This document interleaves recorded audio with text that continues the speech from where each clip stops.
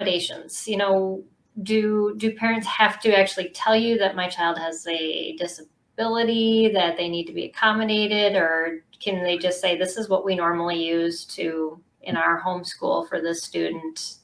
And yeah, well, we don't require a diagnosis. Okay. I do, it depends a little bit on what you're looking for. I like to make sure that parents understand kind of the implications of an accommodation, because obviously a test can only give you results based on what your child did. So we have the text-to-speech option, and that is available. It's really the appropriate thing for kids that read with their ears. Yeah. But it does change the interpretation of the reading test, because it's about how they do when text is being read to them. And so you want to think about that when you're deciding which accommodations to ask for. Everyone, we have some kids that have dyscalculia, and they will test with a times table, and that's not appropriate for everybody, but it does, when you look at the results, you need to know that that's okay. This is how my child does with a times table, and But you're not going to be asking them questions with a times table to get results on what is this times this. Exactly.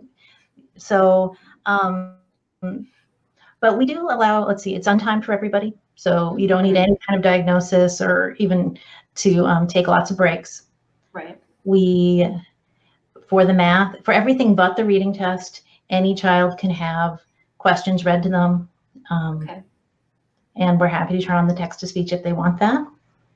For the reading, I do just try to make sure that the parents understand that it changes the interpretation of the test. It's really appropriate. That is more of a thing where it's appropriate for some kids and probably not others.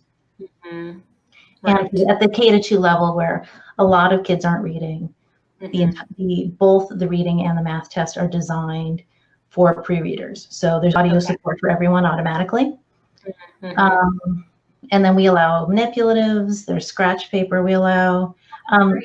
It's a very flexible test. The goal is for the test environment to be a lot like the way that the child is working day to day in school.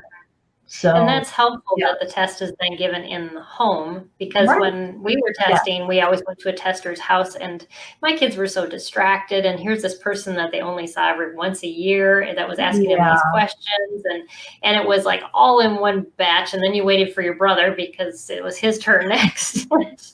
And so this is much less stressful.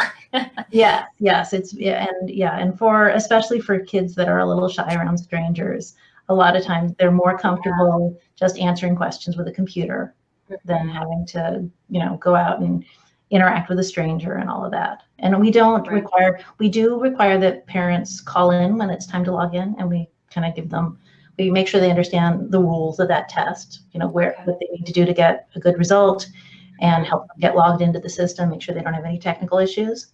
But the kids don't have to talk to us. So so if you have a kid who's shy, that's not an issue.